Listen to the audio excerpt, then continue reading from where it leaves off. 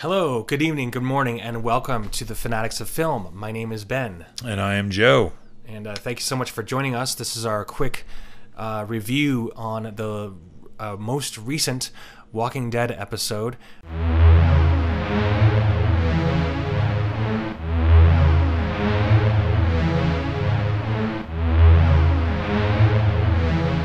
Concerning our non-linear time structure, time jump. Episode 6, Who Are You Now? 9.6, right? 9.6, Who Are You Now?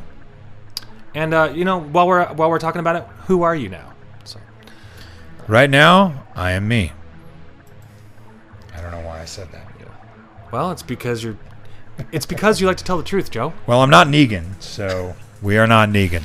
So yeah, I was definitely, you and I both, I don't know about if you were as much as I was definitely apprehensive because of my experience with the Fear of the Walking Dead and how that was done, and I realized that they had to do that because they wanted to bring Morgan into the mix. They were trying to save that show, and I mean, as I said before, this thing, the Fear of the Walking Dead had a few dips and peaks and valleys, and had definitely quite a few ups and downs, but. And all in all, the time jump kind of hurt it, in my personal opinion. It really hurt the storyline. And I mean, I guess it worked, for what they were trying to do, just because it was something that had started such a long time ago. But I was not, I was apprehensive, and to me, it wasn't. It actually was executed pretty well. What do you? Yeah, think? No, I was actually impressed, and I'm glad that they didn't do flashbacks. That they just went ahead and jumped right into that timeline. The only problem I really have with the timeline is how come everybody else has got the gray hairs but Daryl? I mean, come on. Norman Reedus is like 50 years old now. He should already have some gray hairs, but now it would be 6 years in the future. Guy's pushing 60, only on his goatee. Where is he getting the hair dye? Other than that, he's got to have the most amazing hair genes ever.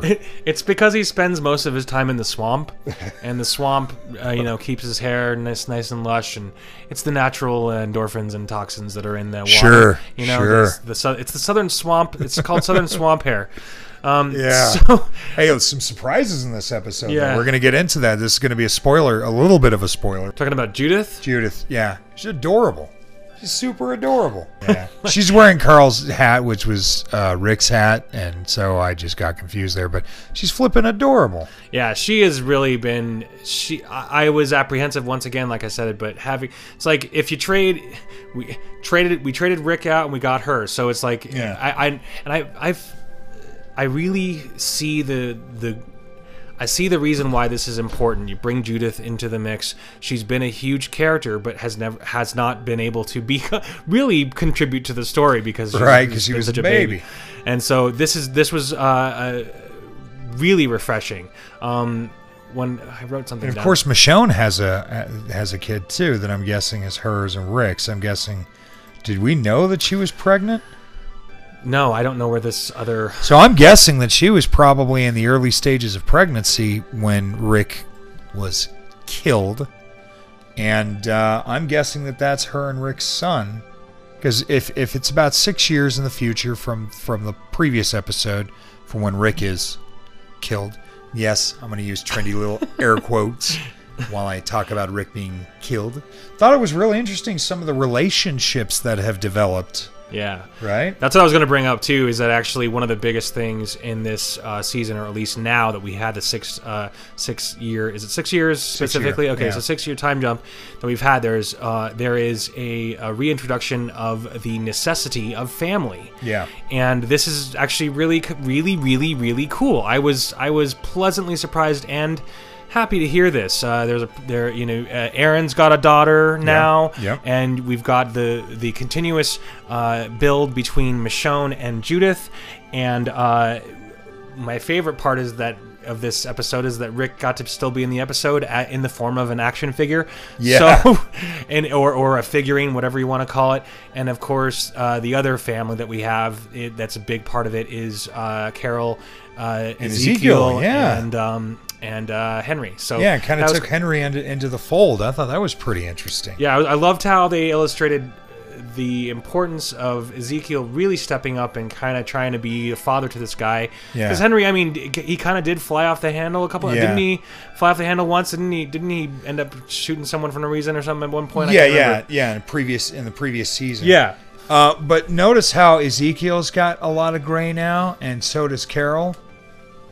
WTF, Daryl. So you really want to see some gray on Daryl? It just drives me crazy. I'm just like, why does he not have any gray hair? It's probably something that was just accidentally overlooked on the set. They're just like, okay, everybody got gray. Okay, good, we're good to go. And then Daryl just didn't think about it. Because I noticed that with Michonne's shaved head on the close-ups, you could even see a little bit of gray in there because they're going out of their way to show that everybody's a little bit older, right? Yeah. I just felt like that was just the one thing. I'm just like, man, he's got perfect hair at his age. Who at that age has perfect hair? Apparently he does. So there's a lot of cool things, interesting things that come to light here. There's a couple mentions of dreamers, but one thing that I wanted to point out is that both Carol and Michonne have to explain to their kids. They have to exclaim, one day you'll figure it out. One day you'll understand. Right. Yeah, there's because Michonne has to say it to Judith, and then Carol has to say it. Carol has to say it to Henry right before she torches those people. Yeah, no, right that was really insane. Interesting too that we got to see sort of an end to the remnants of the saviors, right? Or at least the ones who defected and left the camps. So yeah, and actually it was kind of a shame for me and really disappointing because I actually really like Riz Koiro. He's a cool character. I liked him on Entourage, and I've seen him in lots of random other things, but I think he would have been a strong villain. I think they were building him up to be that. He would have been. I mean, I'm sure they have other characters on their way to be their villains, but just to me, I wouldn't have minded him surviving maybe a couple more episodes because he was a really good villain. I really enjoyed his entitlement and just being like, I mean, there's a moment where, what does he say? He's like, oh yeah, that's not my bag either. I just do whatever the hell I want. Yeah. And he had that confidence, the evil confidence of a villain that you want. I liked the new characters that they introduced. So Judith, a charming new introduction of innocent empowerment and presented with new perspective. She is one of the best reasons that this time jump or at least, excuse me, she's probably one of the biggest reasons why this time jump was successful, I think, and for me personally.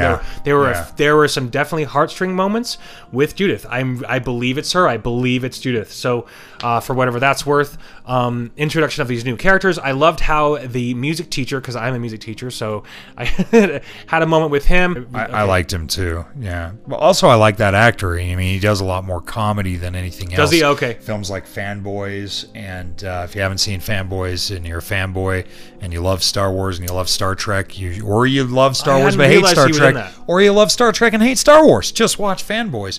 He's in that. Oh yeah, Eugene. It was cool to see him. Eugene. I don't know what it is, but I'm liking Eugene again. I'm fine with him. I'm okay with him. He is an okay person in my book at this point. Yeah, Eugene driving me crazy as usual, but at least his rat tail isn't prominent. He's got his bangs growing out, so the Billy Ray Cyrus look is kind of out.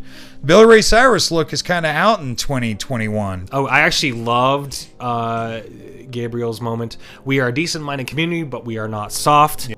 The notion that they are still, I mean, that they're good people, but they're not going to get walked all over because they've been walked all over so many times. Right. He himself has been walked all over so many times. I thought it was interesting that basically they did not vote to keep the new people in their community. Even after the gal finally relinquished her hidden weapon, the necklace, to Michonne, and I think that kind of showed Michonne that, or reminded her that, Rick's group used to be that way too. When they would go into a new community, they wouldn't relinquish all their weapons because you never know what's going to happen. They could be cannibals, as we've seen, or rapists, or saviors, all kinds of things. So I think that just kind of reminded Michonne of kind of the way they used to be when they were out in the world surviving. Of course, now it seems like they're going to take them to Maggie's group. which is going to be interesting to see what happens. Yeah, it's that's actually really funny that you point that, Hilltop. because I was thinking too. It's like, okay, so Maggie's gonna be that much more tolerant, Right. It's like yeah, right. Maggie's gonna be less tolerant than they are. It's Exactly. like, so I guess maybe it's just because they know that she's gonna just not stand for any crap. Like she's not gonna even care. She's just gonna be like, I guess that's probably why they're just like, okay, these guys are a little scary. We don't know. Let's take them to the place where that's going to make sure that they don't do anything. Exactly. Maybe, but with the exception of the former inmate, the other three seem very kind and seem to be who they represent themselves to be. Nothing to hide there. And in fact, when they were giving their case of why they should, what their story is, I found them all to be very, very believable, with the exception, of course, of the inmate, because she was hiding things, but she was doing it for a reason. I understand her reason. Again, it's reflective of where Rick's group has been in the past. Right. You know what I mean? So a lot of parallels happening there. Yeah. Which again, I think I don't necessarily know if that one website, what is it, comic book, when they said it in the preview that it's again the greatest show on television, because there are a lot of amazing shows on television. This new direction that they're taking is definitely kind of getting back to the roots of what the show was in the beginning. So yeah, definitely, and like I said, it's surprising because I was not expecting it.